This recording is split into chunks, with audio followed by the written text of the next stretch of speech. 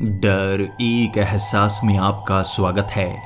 इस चैनल पर आपको सुनने को मिलती हैं डरावनी और सच्ची भूतिया कहानियाँ। अगर आपको ऐसी ही वीडियोस देखना पसंद है तो हमारे इस चैनल को सब्सक्राइब करना ना भूलें। तो अब बढ़ते हैं आज की कहानी की ओर।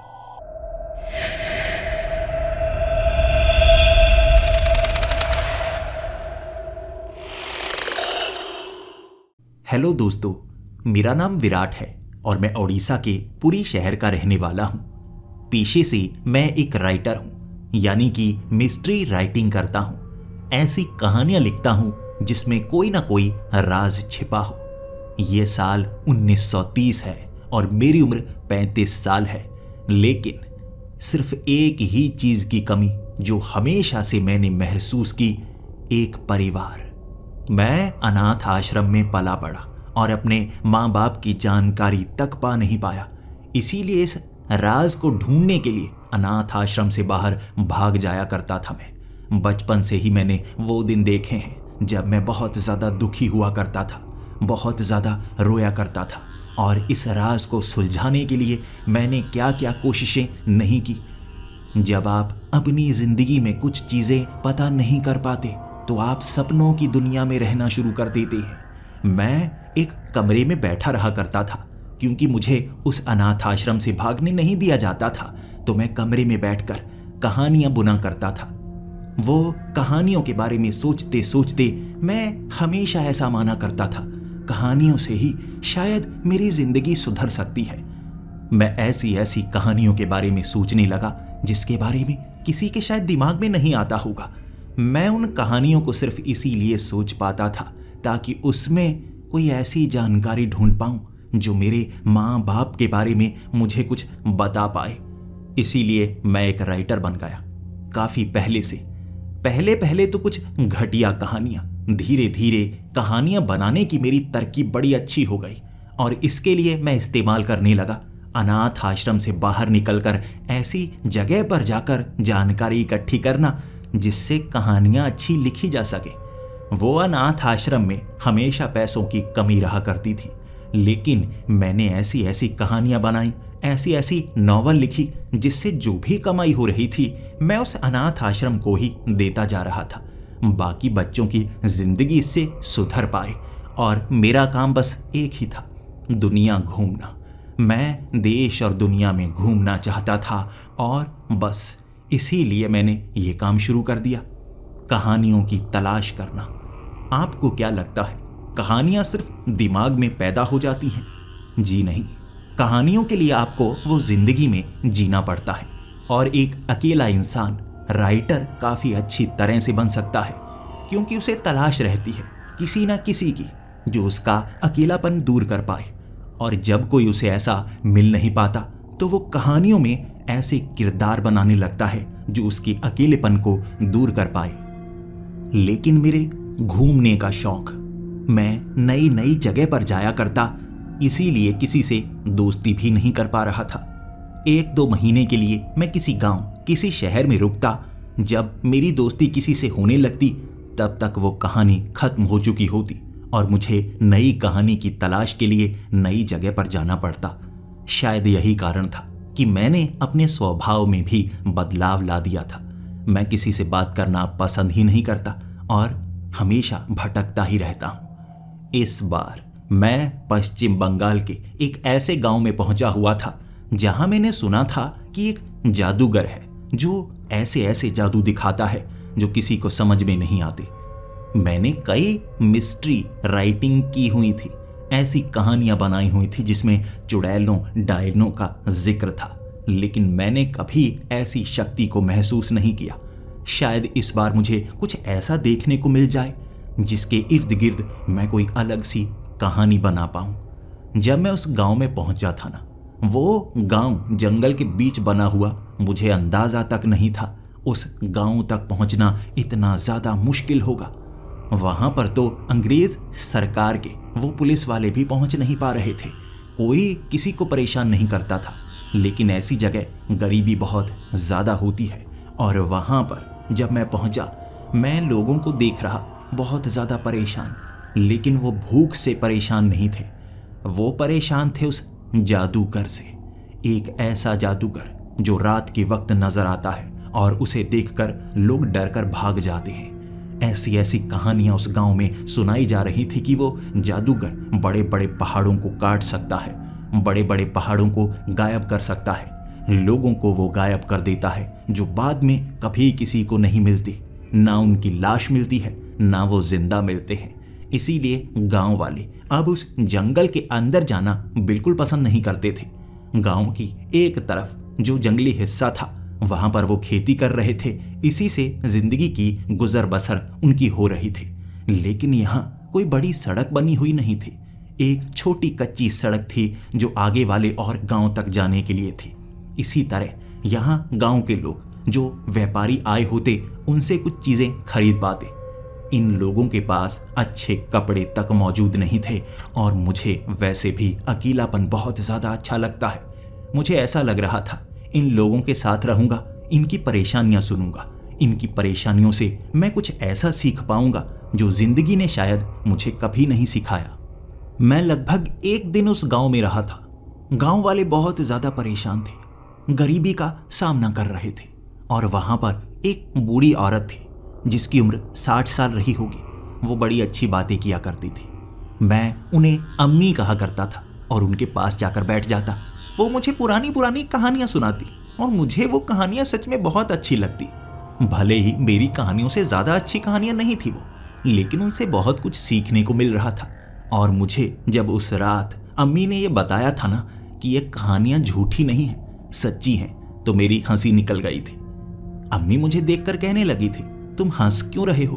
मैंने कहा, अम्मी मैं एक राइटर हूँ और ऐसी ऐसी कहानियां बनाता हूँ ना जो लोगों को बहुत ज़्यादा पसंद आती हैं। मुझे लोग मिस्ट्री राइटर कहते हैं, यानी ऐसी कहानियां जिसमें कोई ना कोई राज हो।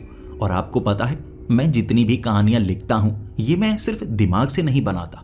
जब मैं किसी गाँव में, किसी शहर में जाता हूँ, किसी से बात करता हूँ तो मैं उसे ऑब्जर्व करता हूँ कि वो कैसे बात कर रहा है, उसकी ज़िंदगी के साथ कैसी कैसी घटनाएं जुड़ी हुई हैं, और मैं वो कहानी का ताना बाना उसके इर्द गिर्द बुनता हूँ।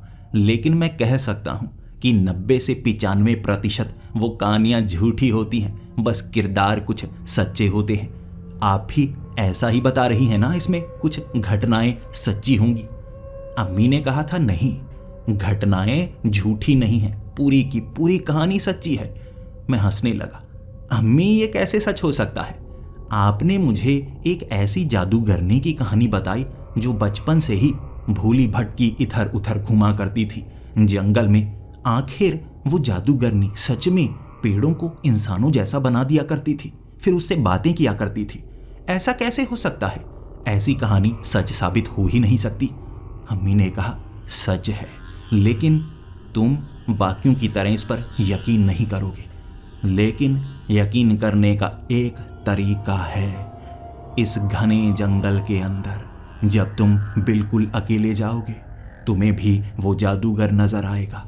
वो जादूगर के साथ साथ शायद तुम्हें वो लड़की भी नजर आ जाए। हम तो उस तरफ बिल्कुल नहीं जाते। अगर तुम्हें अपनी जान प्यारी नहीं है, तुम जा सकते हो, इसके बारे में जान सकते हो। मैंने अम्मी को कहा, नहीं, मुझे मेरी जान प्यारी है, मैं जंगल के अंदर जाना बिल्कुल पसंद नहीं करूंगा। लेकिन उसके बाद मैं 2 दिन वहां गांव में रहा, जंगल की तरफ देखा करता, उनकी जिंदगी की कहानियां सुना करता।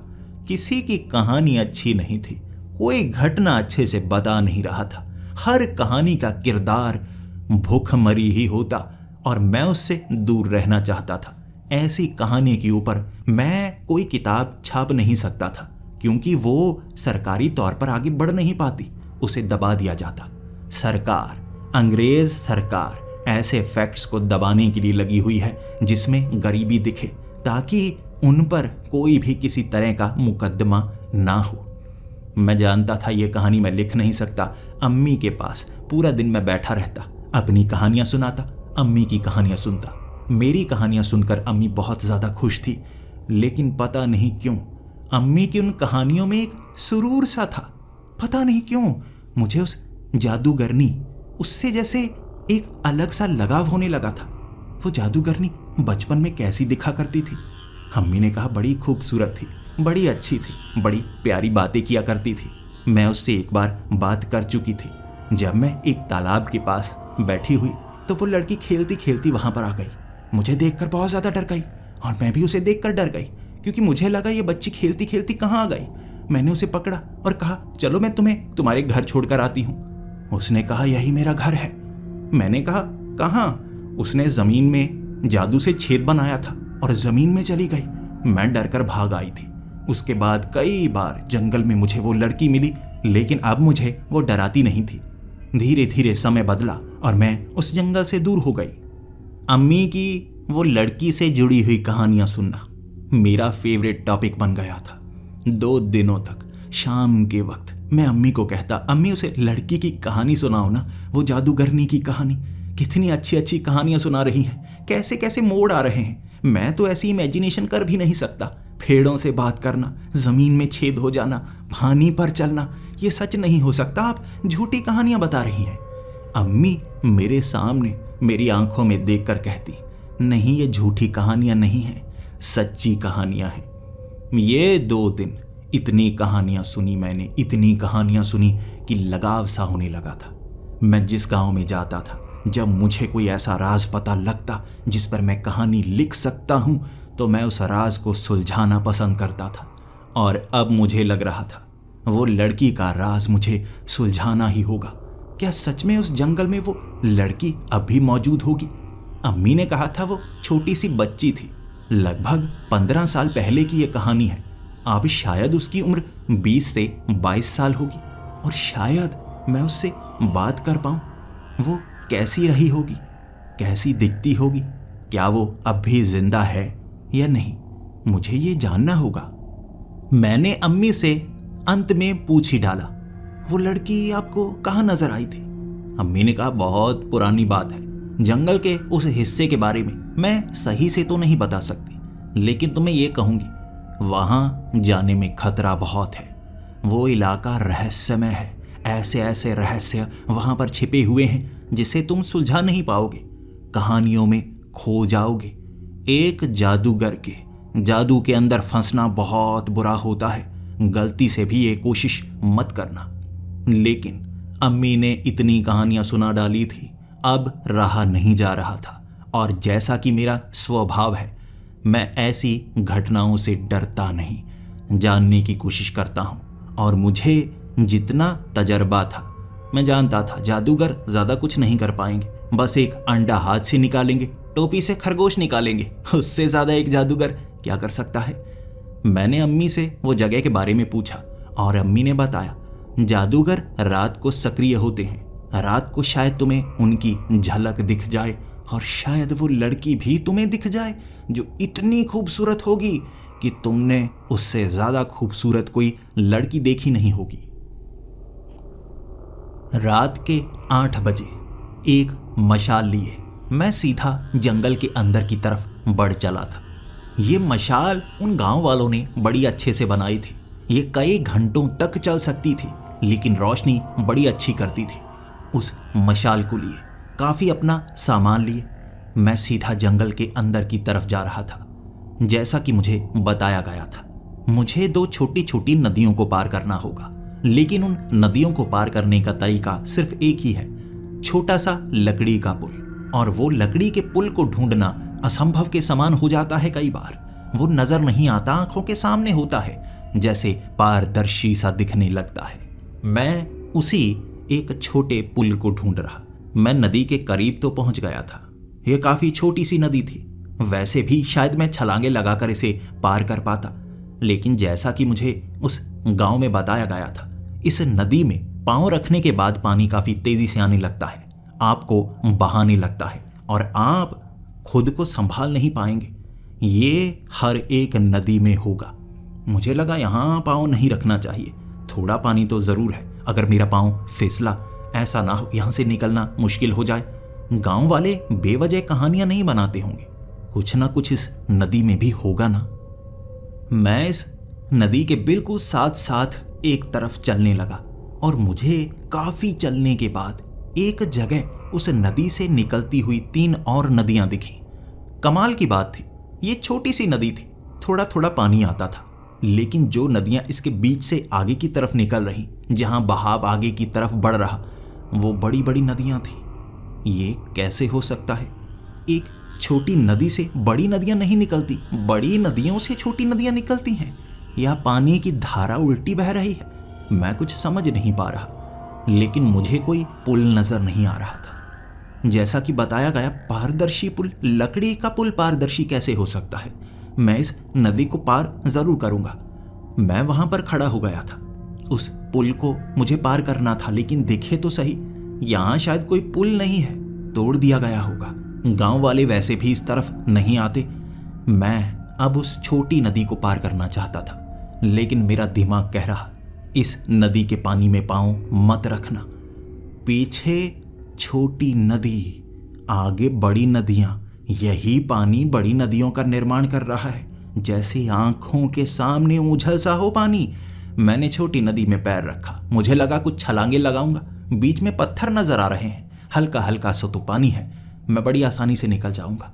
जैसे ही मैंने उस पत्थर पर पैर रखा, सच में वो कमाल की चीज थी। पानी थोड़ा सा था, कह सकते हैं 1 फुट से भी ज्यादा गहरा नहीं होगा, लेकिन वो बहाव, वो इतना तेज बहाव, मेरे पांव खड़ने लगे। मैं पानी के बहाव में बहना शुरू हो गया।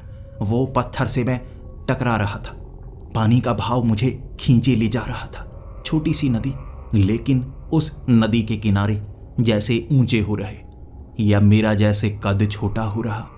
मैं छोटी नदी को बड़ा होते हुए देख रहा था। सच में रहस्यमय चीज थी ये, मेरी आंखों के सामने घट रही। और फिर अचानक पानी जो बढ़ रहा, मुझे ज्यादा पानी में तैरना नहीं आता। ये पानी इस तरह ऊपर बढ़ता जा रहा था कि मुझसे सांस लेने में भी परेशानी का अनुभव महसूस हो रहा था। मैं उस पानी से बाहर निकलना चाहता था, मैं उस नदी से बाहर निकलना चाहता था, लेकिन बाहर निकलना असंभव के समान हो गया था। वो मशाल बह चुकी थी। चांद की रोशनी में मुझे हर जगह डरावना सा एहसास हो रहा। मुझे मेरी मौत साफ दिख रही थी। पानी में डूबकर शायद मैं मरने वाला था। मैं कोई टहनी चाहता था जो नदी के बाहर निकली होती है, या नदी के किनारे लगा हुआ कोई पेड़। मैं उसको पकड़कर बाहर निकलूंगा, लेकिन वो नदी का पानी बढ़ता जा रहा। ये जैसे समंदर का पानी लग रहा था। वो खारा पानी था, नमकीन पानी था, जो मेरी आंखों के सामने जैसे अंधेरा सा पैदा कर रहा। मैंने अचानक अपने हाथ में कुछ पकड़ा। मैं तो पानी में था, सांस लेने में परेशानी हो रही, लेकिन कोई चीज थी जो मेरे हाथ में आ चुकी थी। मुझे लगा मैंने कोई टहनी पकड़ ली, कोई पेड़ की टहनी मैंने पकड़ ली है, और अब मैं इस नदी से बाहर आ जाऊंगा। लेकिन वो टहनी पर मुझे जरा भी जोर लगाना नहीं पड़ा, जैसे वो टहनी ने खुद मुझे खींचा हो। जैसे ही मैं नदी से बाहर खिंचकर एक तरफ आया, वो कोई टहनी नहीं थी, वो एक पतला सा हाथ था। मैंने ऊपर की तरफ देखा, काले रंग का चोला पहने। ये कोई मर्द नहीं हो सकता, ये कोई लड़की थी। पतला सा खूबसूरत हाथ जो मेरे हाथ में था, उसने झटके से अपना वो हाथ मेरे हाथ से खींच लिया और उस पेड़ से आगे की तरफ भागने लगी। वो बड़ी तेजी से भाग रही और मेरे मुंह में पानी था। मैं जल्दी से मुंह का पानी निकाल रहा, हाँफ रहा, खांस रहा, लेकिन उसे धन्यवाद देना चाहता था। उसने मेरी जिंदगी बचाई थी। थी कौन वो? देख तक नहीं पाया मैं कुछ ही समय में होश संभाल चुका था। अगर आपके मुंह में पानी भरा हो, सांस नहीं आ रही हो, लेकिन आपकी सोच आपको कह रही हो पीछा कर, आप क्या करेंगे? आप मौत को मात देना चाहेंगे। मैंने भागना शुरू कर दिया। वो लड़की थी जिसने अपना चेहरा तक नहीं दिखाया, लेकिन मैं उसका पीछा कर रहा, उसे रुकने को कह रहा। वो बड़ी तेजी से भागे जा रही, मैं भी उसके पीछे उतनी ही तेजी से भाग रहा था। उसकी रफ्तार बहुत तेज थी। मैं बस उसे धन्यवाद देना चाहता था कि तुमने मेरी जान बचाई है। मैं कहने लगा, रुको, जरा रुको, तुमने मेरी जान बचाई है, मैं बस शुक्रिया करना चाहता हूं। वो ना तो कोई जवाब दे रही थी, ना रुकने का नाम ले रही थी। मैं फिर भी उसका पीछा करता ही रहा। अचानक उसने जो छलांग लगाई मेरी आंखों के सामने, वो एक पेड़ पर चढ़ गई। कोई इंसान छलांग लगाकर 12 फुट के पेड़ के ऊपर चढ़ नहीं सकता। इतनी ऊंची छलांग कोई इंसान लगा नहीं सकता। उसने मेरी आंखों के सामने वो छलांग लगाई थी और मैं हक्का बक्का सा था। वो पेड़ों के ऊपर छलांगे लगाती लगाती आगे बढ़ रही थी और मैं जमीन पर ही उसके पीछे भागा भागा जा रहा। मैं भी रुकने का नाम नहीं ले रहा था, वो भी रुकने का नाम नहीं ले रही थी। जैसे जैसे मैं उसके पीछे जाता गया, शायद वो समझ चुकी थी मैं उसका शुक्रिया करके ही रहूंगा, इसीलिए एक पेड़ के ऊपर वो रुक चुकी थी। उसने मेरी तरफ देखा, लेकिन वो बड़ा काला चोला उसने उतारा नहीं। ना मैं उसका चेहरा देख पा रहा था, ना मैं ये जान पा रहा था क्या सच में वो लड़की है, कोई औरत है, क्या वो मर्द ही तो नहीं। लेकिन उसके हाथ को जो मैंने अपने हाथ से छुआ था, मैं अंदाजा लगा सकता था शायद ये वही लड़की हो। मैंने नीचे से उसको देखते हुए कहा, देखो मैं तुम्हारा पीछा करना नहीं चाहता था, मैं बस शुक्रिया करना चाहता था। अगर तुम मेरी मदद नहीं करती मैं शायद मारा जाता। देखो मुझे अभी बहुत ज्यादा सांस चढ़ी हुई है, मैं बस शुक्रिया करना चाहता था, तुम्हें परेशान करना नहीं चाहता था। उसने कोई जवाब नहीं दिया। लेकिन अगर किसी ने आपकी जान बचाई हो और आपको लग रहा हो आप बिल्कुल नहीं बच पाते उसकी मदद के सिवा, आपके पास जो भी चीज हो आप तोहफे के रूप में दे सकते हैं। मुझे भी यही लगा। वो बड़ा सा बैग जिसमें कुछ खाने पीने की चीजें थी, लिफाफे में ढक रखी थी, क्योंकि मुझे पता है यहाँ बारिश होती है और सामान गीला हो जाता है। मैंने वो खाने पीने की चीजें निकाली, आगे उस पेड़ पर लटका दी और फिर मैं कहने लगा, मैं बस तोहफे के रूप में तुम्हें ये देना चाहता हूँ, मैं इससे ज्यादा तुम्हें परेशान नहीं करना चाहता। मैं जा रहा हूँ, मुझे कोई और काम है, मैं वो काम करना चाहूँगा। मैं उसे परेशान नहीं करना चाहता था। उसने जवाब नहीं दिया था, वरना उससे बात करने का मन मेरा भी था। शायद ये वही लड़की हो। लेकिन अब मुझे लगा वहाँ से दूर जाना चाहिए, आगे जाकर उस इलाके के बारे में जानना चाहिए, उस नदी को पार करने का कोई और तरीका देखना चाहिए।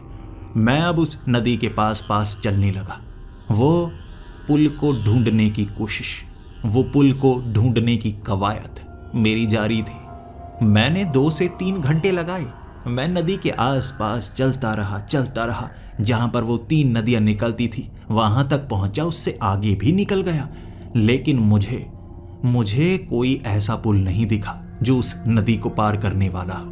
वो नदी छोटी थी, लेकिन मैं जानता था वो पानी कुछ अजीब है, रहस्यमय है, जिसे पार नहीं किया जा सकता। और इस नदी के दूसरी तरफ क्या है वो जानने के लिए मुझे शायद कुछ और करना होगा। लेकिन क्या? मैं रास्ता ढूंढ नहीं पाया था नदी पार करने का और मायूस होकर सोचने लगा, वापस जाना होगा। अब मैं कुछ नहीं कर सकता, मशाल मेरी बह चुकी है, खाने पीने का सामान मैं छोड़ चुका हूं, ज्यादा समय यहां मैं बिता नहीं पाऊंगा, शायद मैं कुछ और कर नहीं पाऊंगा। मुझे वापस जाना चाहिए। आज की रात इतना ही काफी है। कुछ बातें हैं जो मैं अब याद रख सकता हूं। किसी ने मेरी मदद की। मैं वापस चलने लगा था। मैं वापस जाकर दोबारा गांव वालों से कुछ पूछना चाहता था और शायद अब दोबारा इस जंगल में आने का मौका ना मिले। इससे ज्यादा मैं कुछ नहीं कर सकता था। अचानक मैंने जैसे एक पायल की आवाज सुनी। ये पायल की आवाज ऐसे लग रही थी जैसे किसी लड़की के कदमों की आवाज के साथ मेल खा रही हो। पत्तों की आवाज, जैसे उस पर कोई पांव रख रहा हो, उसी के साथ ये पायल की आवाज।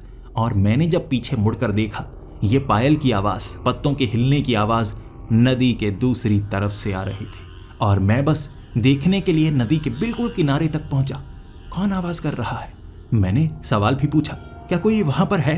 क्या उस तरफ जाने का कोई रास्ता है? कोई है मुझसे बात करना चाहेगा?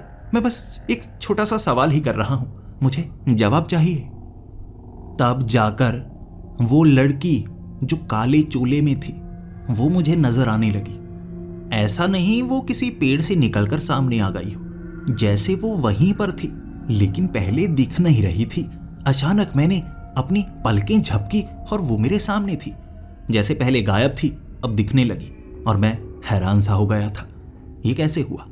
क्या सच में ये कोई जादूगरनी है जो जादू से ये सब कर रही है? मैंने उसको पूछा था, क्या मैं उस तरफ आ सकता हूं? तभी उसने कहा, नहीं, इस नदी के इस तरफ कोई नहीं आ सकता। यहां आना तुम्हारे लिए असंभव है। मुझे पता है यहाँ आकर तुम क्या करना चाहोगे?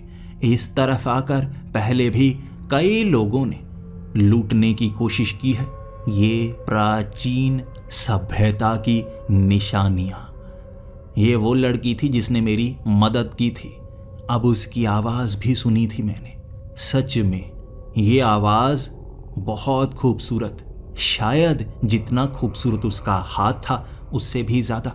मैंने पता नहीं क्या सोचा, ये सवाल दाग दिया था। चलो तुम मुझे उस तरफ आने नहीं देना चाहती, बस मैं ये जानना चाहूँगा, क्या तुम्हें मेरा वो खाना पसंद आया? और उसने एक हल्की सी आवाज़ में कहा था, खाना अच्छा था, लेकिन मैं तुम पर भरोसा नहीं कर सकती। तुम अब जा सकते हो। नदी के इस तरफ आने की कोई कोशिश मत करना। ये नदी तुम्हें बहा कर ले जाएगी और इस बार मैं तुम्हारी मदद नहीं करूँगी। तुम जा सकते हो। मैं वहाँ पीछे की तरफ कदम हटाने लगा था। ये उसकी चेतावनी थी कि मैं आगे ना बढ़ूं, और मैं इसीलिए थोड़ा सा डरा पीछे कदम हटाने लगा। लेकिन मेरे दिमाग में कितने ख्याल चल रहे थे। ये वही लड़की थी शायद जिसकी जानकारी पाने के लिए मैं नदी के उस तरफ जाना चाहता था। अगर वो लड़की खुद ही नदी के उस तरफ है, मैं उससे बात तो कर सकता हूं ना। मैंने कुछ कदम पीछे हटाए और उसको कहा, मैं नदी के उस तरफ नहीं आऊंगा और मैं नहीं चाहूंगा कि तुम भी नदी के इस तरफ आओ, लेकिन क्या हम इसी तरह इस नदी के दो किनारों पर खड़े बातें कर सकते हैं? मुझे बस कुछ सवालों के जवाब चाहिए। अगर तुम मुझे उस तरफ रहते हुए वो सवालों के जवाब दे दो तो मैं खुद ब खुद यहां से चला जाऊंगा। उस लड़की ने मेरी बात मान ली थी, लेकिन अपना चेहरा नहीं दिखाया था।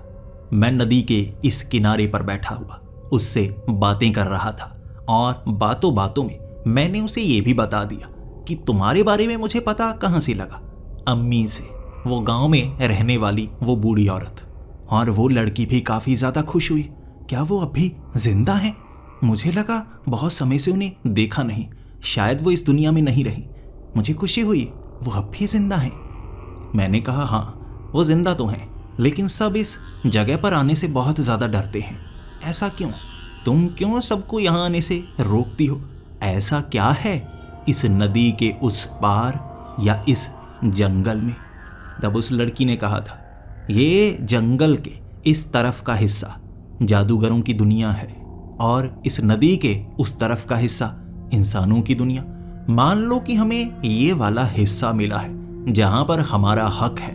पहले सब खुला ही रास्ता था, वो पुल भी सबको नजर आता था, लेकिन उसे गायब किया गया ताकि नदी को पार ना किया जा सके। बहुत बड़े युद्ध हो चुके हैं जादूगरों के इंसानों के साथ।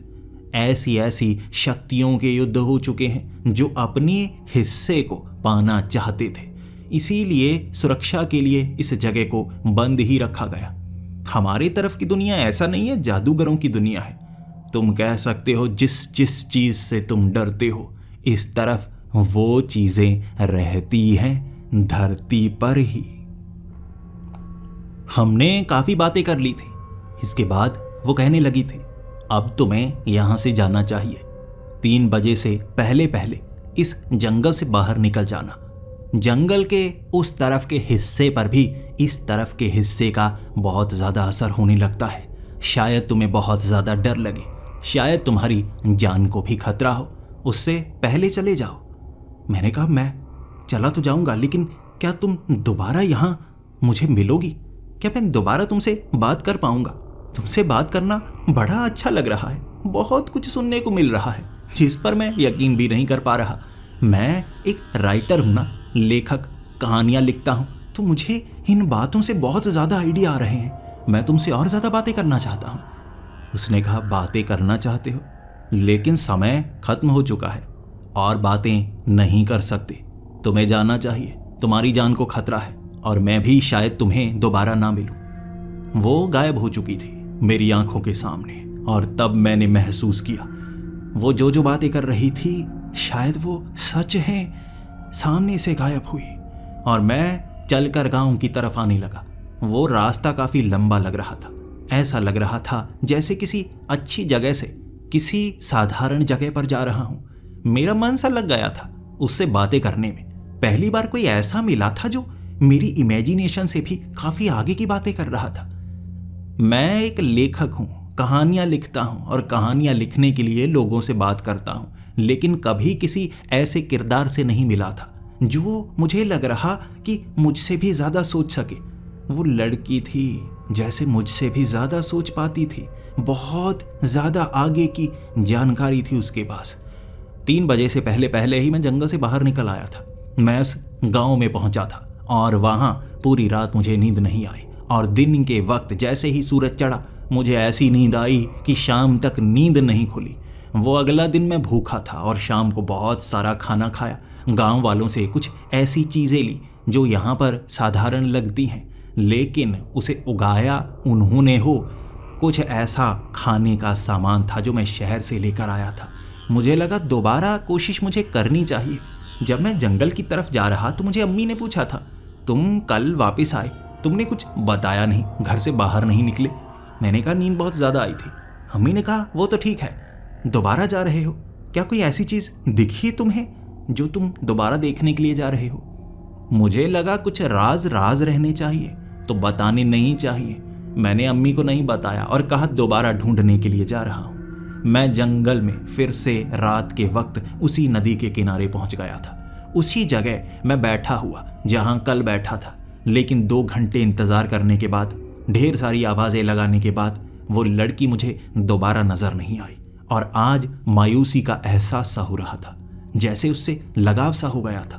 भले ही मैं मिला सिर्फ उससे 1 दिन के लिए था, लेकिन अम्मी की कहानियों से मुझे ऐसा लग रहा था जैसे मैं उसे कब से जानता था। 2 घंटे इंतज़ार करने के बाद मैं मायूस सा हो चुका था और मुझे लगा शायद मुझे वापस जाना चाहिए। उसने जैसा कहा था वो दोबारा मुझसे शायद बात नहीं करेगी, मुझे शायद वो देखेगी भी नहीं। जब मैं उठकर जाने ही लगा था तभी पीछे से आवाज़ आई, इंतज़ार काफ़ी ज़्यादा किया तुमने, ढीठ बहुत हो और मुझे भी दुख लग रहा है। मेरे लिए इंतज़ार किया और मैंने तुमसे बात नहीं की। बहुत ज़्यादा खुश हुआ था मैं अंदर से और मुस्कुरा कर मैंने पीछे मुड़कर देखा। वो काले चोले में पीछे ही खड़ी थी और उसके हंसने की आवाज़ मुझे साफ साफ सुनाई दे रही थी। मैं भी खुश हो गया, बड़ा इंतज़ार करवाया तुमने। उसने कहा वो हाथ में क्या है तुम्हारे? मैंने कहा तुम्हारे लिए लेकर आया हूँ खाने का कुछ सामान।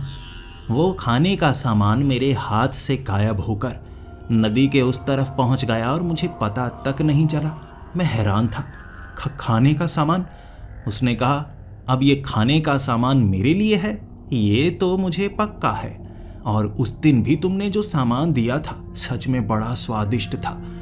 वो उस काले चोले को पहने हुए ही किस तरह ऊपर से वो सामान को खा रही थी। वो मिठाइयाँ, वो फल उसे बहुत अच्छे लग रहे। और फिर 2 घंटे तक वो नदी के उस तरफ बैठी रही, मैं इस तरफ बैठा रहा। हमने ढेर सारी बातें की और आज मैंने उसे वो किताब भी दिखाई थी जिसमें मैं ऐसे टॉपिक लिखा करता था, जो कहानियाँ मुझे दिमाग में याद थी, जो मैं लिखना चाहता था।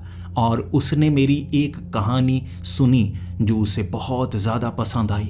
वो कहने लगी तुम ऐसी कहानियाँ लिखते हो, बड़ी मज़ेदार कहानियाँ हैं, क्या तुम उन गांव में जाकर भी आते हो? मैंने कहा हाँ, शहरों में, गांव में इन किरदारों के पास रहा हूँ मैं। ऐसी ऐसी घटनाएं हुई हैं, थोड़ा मसाला लगाया है, बाकी सच्ची हैं। उसे वो कहानियाँ बहुत पसंद आईं, लेकिन समय हो चुका था और उसने कहा 3 बजे से पहले तुम्हें यहाँ से निकल जाना चाहिए। ऐसा करना, कल तुम आना। मैंने कहा कल तो मैं आ जाऊँगा, लेकिन तुम मुझसे बात करोगी? ऐसा तो नहीं दोबारा तुम मुझे मिलोगी ही नहीं? उसने हंसते हुए कहा ऐसा नहीं है, तुमसे बात करना सच में बड़ा अच्छा लग रहा है, मैं ज़रूर आऊँगी। मैं उस जंगल से बाहर बड़ी खुशी खुशी निकला था और अगले 5 दिनों तक उस नदी के किनारे पर बैठना और उस लड़की से बात करना मुझे बहुत ज़्यादा अच्छा लगने लगा था। कभी भी किसी गांव, किसी शहर में जाकर मैंने कोई ऐसा दोस्त नहीं बनाया था जिससे मैं अपनी कहानी बयां कर पाऊं, यानी मेरी आप बीती।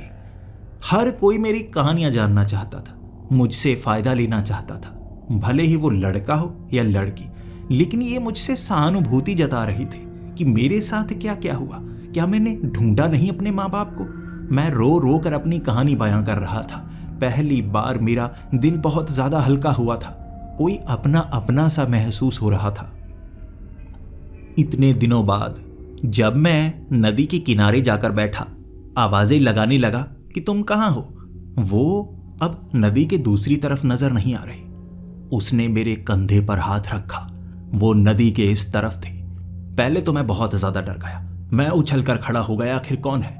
वो काला चोला पहने लड़की और उसका वो खूबसूरत हाथ जो मेरे कंधे पर था। एकदम जैसे मुझे खुशी हुई और वो डर जो मैं चौकन्ना होकर महसूस कर रहा, वो भी गायब हो गया। वो मेरी तरफ आई थी और मैं खुश हो गया। अरे तुम इस तरफ, तुम अब उस तरफ से बात नहीं करोगी? उसने कहा, मैं जिस तरफ तुम होगे उस तरफ बात करना चाहूंगी। तभी उसने इशारा किया नदी की तरफ। मुझे नदी के बिल्कुल पास वो पुल नजर आ रहा जो पेड़ों की जड़ों से बना हुआ था। काले रंग की डरावनी सी जड़ें थी, हिल रहे थे वो पत्ते उंगलियों की तरह। उसे देखकर मेरी आंखें फटी की फटी रह गई। ये क्या, ये कैसा पुल है? कैसे तने हैं, कैसी जड़ें हैं, पत्ते हिल रहे हैं। उसने कहा, तुम्हें यकीन नहीं था, अब तुम्हें यकीन दिलाने का समय है, चलो मेरे साथ। उसने मेरा हाथ पकड़ा और मुझे वो पुल के दूसरी तरफ ले जाना चाहती थी, लेकिन मैं पुल के करीब जाकर रुका और कहने लगा, तुमने कहा था जादूगरों की वो दुनिया, वो भूत पिशाच की दुनिया, वो खतरनाक है, तो अगर मैं वहां गया मेरे साथ कुछ होगा तो नहीं? उसने मुस्कुराकर कहा, नहीं, मैं तुम्हारे साथ हूं ना। मैंने कहा, हाँ वो तो है, लेकिन अगर वहां पर मैं तुम्हें पहचान नहीं पाया, मैं भटक गया तो मैं कैसे रास्ता ढूंढूंगा? ये पुल तो जादू से बना है ना, कब नजर आता है कब नहीं नजर आता, मुझे कौन सा पता चलेगा? उसने वो काला चोला उतारा था अपनी पहचान बताने के लिए, मेरा डर खत्म करने के लिए। और उसके वो सुनहरी सुनहरी से बाल, उसकी वो बड़ी बड़ी आंखें। सच कहा था अम्मी ने, ऐसी लड़की कभी देखी नहीं होगी। ये बिल्कुल वैसी थी जैसी अम्मी ने बताई थी। पहले वो छोटी थी, अब वो बड़ी हो चुकी है और सच में बहुत खूबसूरत। मेरी तरफ देखकर मुस्कुरा रही, मेरा हाथ पकड़े कहने लगी, अब तो यकीन है ना, पहचान लोगे ना तुम मुझे? मिलूंगी मैं अगर तुम भटक भी गए। मैं उस पर यकीन कर चुका था और वो मुझे पुल के दूसरी तरफ ले गई। और पुल के दूसरी तरफ पहुंचते ही पीछे से पुल गायब था। नदी बहुत ज्यादा बड़ी हो चुकी थी, इतनी ज्यादा बड़ी जो दूसरी तरफ से छोटी सी नजर आ रही, इस तरफ से उसका आकार असली नजर आ रहा। जहां मैं डूबा था ये आकार था वो। यहां से बाहर निकलना असंभव है, इतनी रफ्तार से पानी बहता है। लेकिन अब मैं इस तरफ था और यहां जो देखा मैं बार बार आंखें मल रहा था। पेड़ हिल रहे थे, पत्ते ऐसे हिल रहे जैसे वो पेड़ जिंदा हों। पंछी ऐसे जो पीछे रंग छोड़ रहे, लाल गुलाल सा उड़ रहा उन पंछियों के परों से निकलता हुआ। और वो पंछियों की चहचहाहट साधारण पंछियों जैसी नहीं थी, कुछ अलग था। गूंज थी इस पूरे इलाके में। और यहाँ फूल पेड़ों के ऊपर निकले हुए, हर एक टहनी अलग रंग के फूल को निकाले हुए थी। रंग बिरंगी सी दुनिया थी और बहुत ज़्यादा खूबसूरत। और वो लड़की भी मुस्कुराती हुई उन पत्तों पर छलांगे लगाती लगाती आगे बढ़ रही। और मैं ज़मीन पर चलते हुए डर रहा, ये कांटे हैं, ये तने हैं, मैं फंस तो नहीं जाऊंगा? वो ज़मीन पर मुझे ऐसा लग रहा था जैसे हज़ारों लाखों में सांप हो, लेकिन वो सांप नहीं थे। वो पेड़ों की जड़ें थी जो जमीन से बाहर की तरफ आई हुई सांप की तरह लौट रही। और मैं उन पर पैर रखते रखते डर रहा। और उस लड़की ने कहा था, डरो मत, अब डरने की जरूरत नहीं है, अब तुम्हें मानने की जरूरत है कि तुम इस तरफ आए हो, बस मेरे साथ रहो, घबराना मत, बड़ा अच्छा लगेगा सब कुछ तुम्हें। मैंने उस पर यकीन कर लिया। उसने मेरा हाथ पकड़ा और उसके बाद मुझे खींचा। मैं पेड़ों के ऊपर, पत्तों के ऊपर चल पा रहा था, जैसे हवा में थोड़ा थोड़ा उड़ भी पा रहा। मैं एक कदम आगे बढ़ा था और जैसे कई फुट उड़ते हुए पानी में जैसे तैरते हुए आगे की तरफ पहुंच जाता। वो मुझे हवा में जैसे घुमा रही, बड़ी खुशी से दिखा रही अपनी वो जगह। मैं पेड़ों को देखकर खुश होता, पत्तों को देखकर, फूलों को देखकर, पंछियों को देखकर, वो जानवरों को देखकर। मैंने ऐसे जानवर कभी नहीं देखे थे। भालू सफेद रंग के थे, लेकिन वो भालू बात कर सकते थे। ऐसे ऐसे जानवर उसने मुझे दिखाए। कई घंटे तक मैं वहां पर था, और जैसे वो फूलों से रोशनी निकल रही थी, अंधेरा जरा भी महसूस नहीं हो रहा था। और उसके साथ एक पेड़ के पास बैठकर मैं बातें करने लगा, और उसके बाद मैं उसे उस किताब से कहानियां सुनाना चाहता था। वो ढेर सारी कहानियां सुनना चाहती थी। उसे मैं पसंद आया था। उसने बहुत समय से कोई दोस्त नहीं बनाया था, अकेली अकेली रहा करती थी, लेकिन अब एक इंसान पर यकीन कर पाई थी। मैंने उसे कहानियां सुनानी शुरू की, ऐसी अतरंगी से अतरंगी कहानियां कि वो हंस हंस कर लोटपोट हो गई थी। और कुछ घंटे कहानियां सुनाने के बाद उसने कहा, जाने का समय है, तुम फिर उस जंगल से जाओगे ना, वहां मुश्किल हो सकती है। वो जंगली इलाका काफी भयानक साबित हो सकता है, अपना ख्याल रखना। मैंने कहा, तो क्या मैं दोबारा यहाँ आ पाऊंगा? ये तुम्हारी दुनिया कितनी खूबसूरत है, कितनी ज्यादा बड़ी है। मैंने तो एक किनारा तक नहीं देखा। जैसे हमारी धरती पर ही एक ऐसी जगह जो सबसे अलग सी है। जाने का रास्ता भी तो अलग था, मैं आ पाऊंगा? तब उसने मेरे हाथ में एक लकड़ी का छोटा सा हिस्सा पकड़ाया था और कहा था, ये लकड़ी तुम्हारे हाथ में होगी। नदी के ऊपर पैर रखने की कोशिश करना, इस लकड़ी के साथ वो पुल तुम्हें दिखने लगेगा। उसे पार करके तुम इस तरफ आ सकते हो, लेकिन ये लकड़ी तुम्हारे शरीर से जुड़ जाएगी और इसे तुम किसी और को दे नहीं सकते। और किसी और पर कभी भरोसा करना भी मत। ये दुनिया बड़ी सुरक्षित की है। तुम्हें नहीं पता कैसे कैसे खतरे यहाँ पर आए थे। मैंने अपना हिस्सा सुरक्षित रखा है, और मैं तुमसे भी कहूँगी, तुम भी अपना हिस्सा सुरक्षित रखना। कल फिर से आना। मैं सही समय पर वहां से बाहर निकल आया, और पीछे जब मैंने पुल पार किया, पुल भी गायब था, वो पूरा इलाका भी गायब। फिर गांव में आया।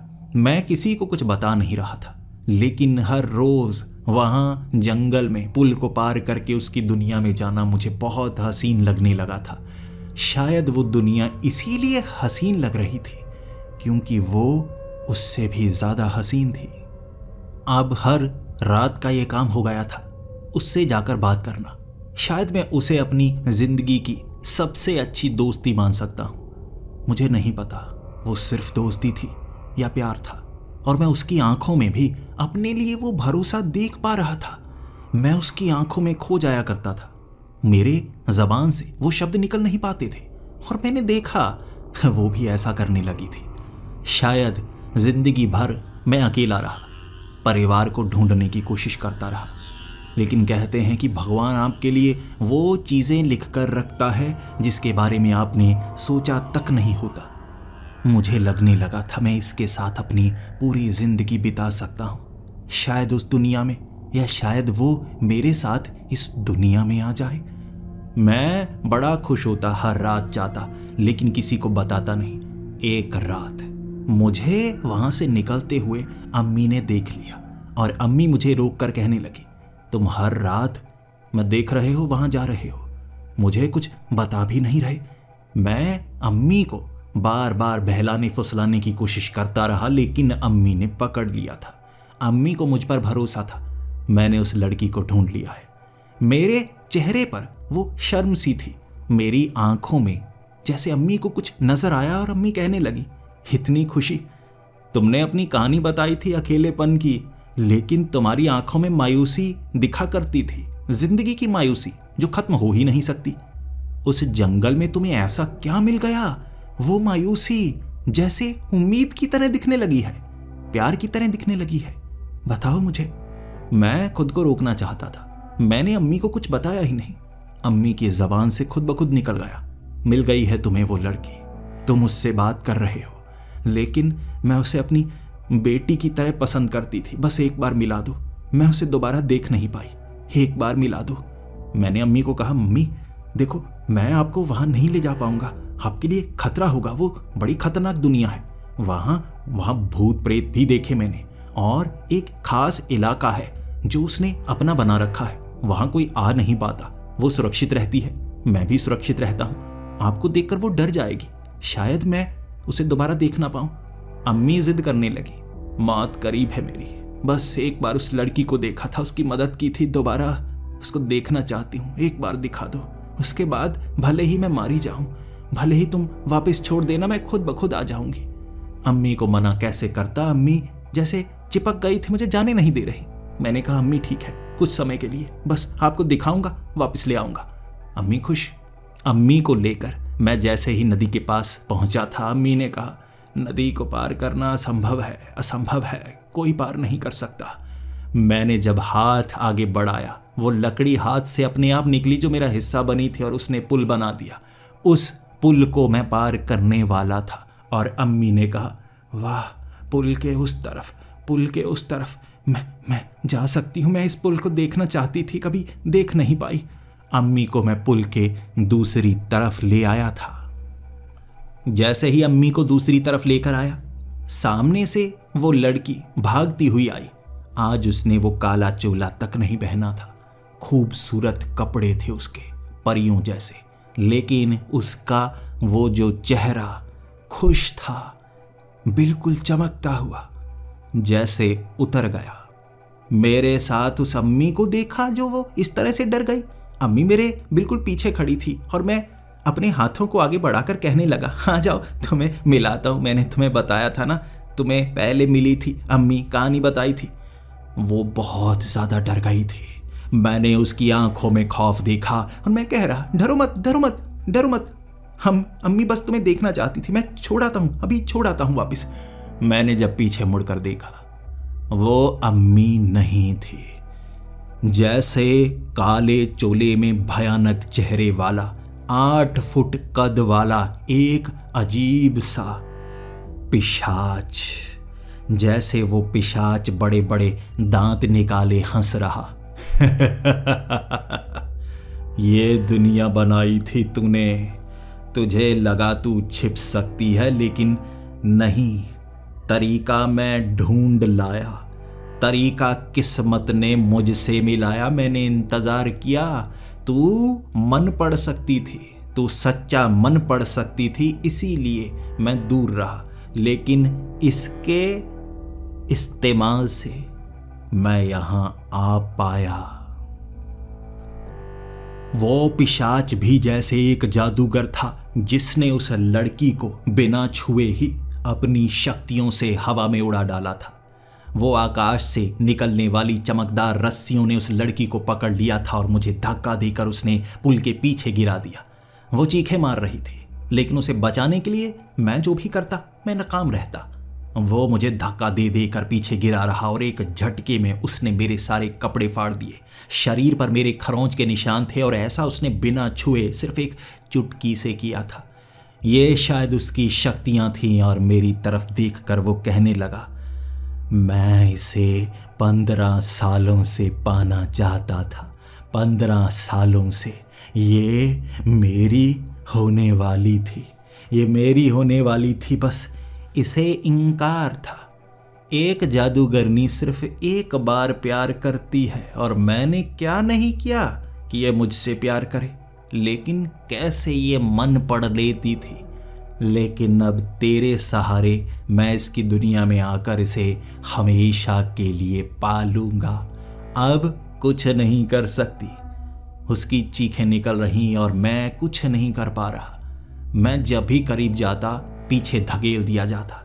मुझे ये शक्तियों का ज्ञान तक नहीं था, लेकिन उसने कहा था, मैं तुम्हें जिंदा सिर्फ इसलिए छोड़ रहा हूं क्योंकि ये तुमसे प्रेम करती है, और वो प्रेम को मैं अपने लिए कैसे ढाल लूँगा ये मुझ पर है। ये सिर्फ मेरी ही रहेगी, जैसा मैं और जादूगरनियों के साथ करता हूँ जो मुझे पसंद होती हैं। ये शताब्दी ये मेरी हो जाएगी। उसने मुझे पुल के पीछे धकेल दिया था और वो लड़की ने इशारा करके कहा था, तुम चले जाओ, तुम चले जाओ, तुम कुछ नहीं कर सकते। इसने तुम्हारा इस्तेमाल किया, अब तुम कुछ नहीं कर सकते। मुझे पुल से पीछे धकेल दिया गया था। मैं रो रहा था। वो मुझसे प्रेम करती थी, ये मुझे पता चल गया था, लेकिन मैं कुछ कर नहीं सकता था। पुल के पीछे धकेले जाने के बाद वो पुल गायब हो गया था। मैं उस पुल को दोबारा ला तो सकता था, लेकिन उसे आज़ाद करवा नहीं सकता था। और उस जादूगर ने मुझे कहा था, अगर हिम्मत है तो वापस आ जाना, और अगली बार जब तुम आओगे मैं तुम्हें मौत के घाट उतार दूंगा। तुमने मेरा प्रेम पाने में मदद की, मैंने तुम्हारी जिंदगी बख्श दी, दोबारा यहाँ मत आना। और ऐसा मुझे उस लड़की ने भी कहा था। वो मुझे जाने के लिए कह रही थी, वो नहीं चाहती थी कि मैं मारा जाऊं। शायद वो उसे ज़रूर मार देगा।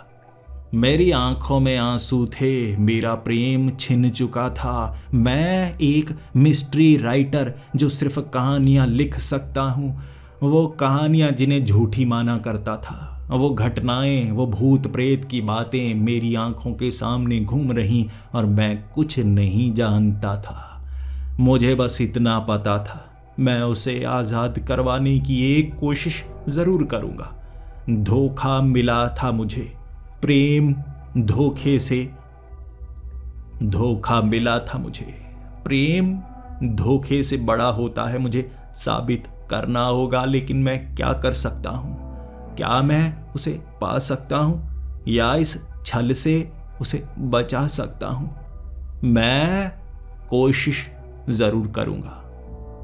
दोस्तों, क्या विराट बचा पाएगा उस जादूगरनी को, वो पिशाच जादूगर से? और क्या उससे बचने का कोई तरीका मौजूद है उस दुनिया में? दोस्तों, आगे आने वाले एपिसोड बहुत रोमांचक और भयानक होने वाले हैं, तो बने रहिए हमारी इस सीरीज के साथ।